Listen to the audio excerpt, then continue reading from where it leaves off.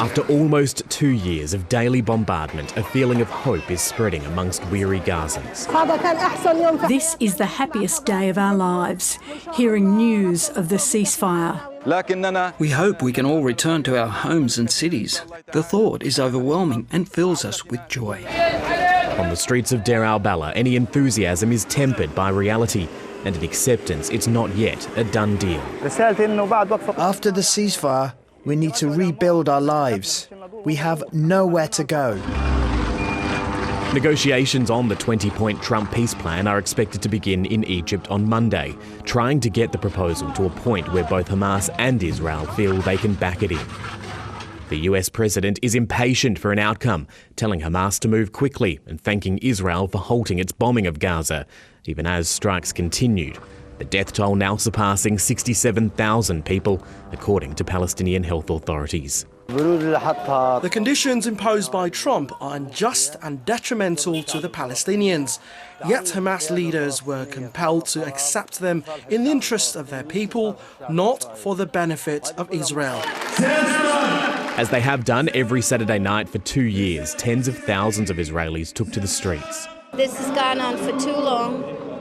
Too many people have died on all sides. Ending the war will be the end of this government, so they will not agree to any deal.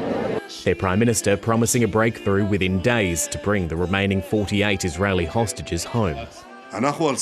We are on the verge of a very significant achievement. It's not final yet. We are working on it diligently. The families of those hostages are cautiously optimistic. The entire Arab world is behind this deal, and Israel is behind this deal, and America is behind this deal. So I think Hamas will have no choice but to accept the deal. Even though this appears to be the closest that Israel and Hamas have been to reaching a peace agreement, there is still a lot of anxiety that this deal could fall over.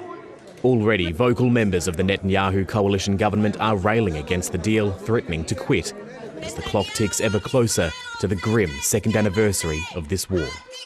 It is one thing for Israel to agree to this. It is an altogether different prospect for Hamas to agree, given that the group has long insisted that there needs to be a total and immediate withdrawal of Israeli troops from Gaza as part of any peace agreement, and Israel has long insisted that it needs to maintain a presence within Gaza to protect its own safety. So this is an evidence, or this is one item which could be really up for debate over the next couple of days or so as these negotiations are continuing, and it is one of the points at which this deal could fall over.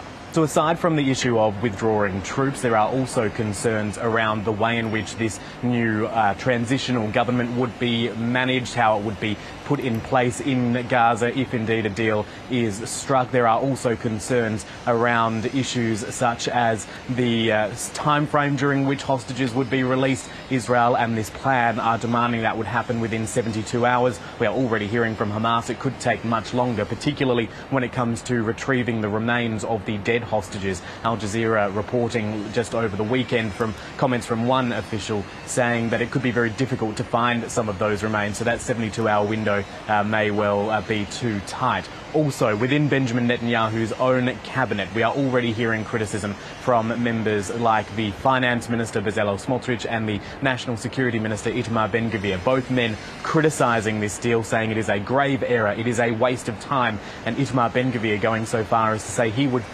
quit the coalition cabinet if this deal goes ahead. Now, he's promised that before, or threatened that before. He's followed through on that threat earlier this year when he quit after the January ceasefire was agreed to, but he was welcomed back into the fold very soon after, back in mid-March, when Israel resumed its bombardment of Gaza.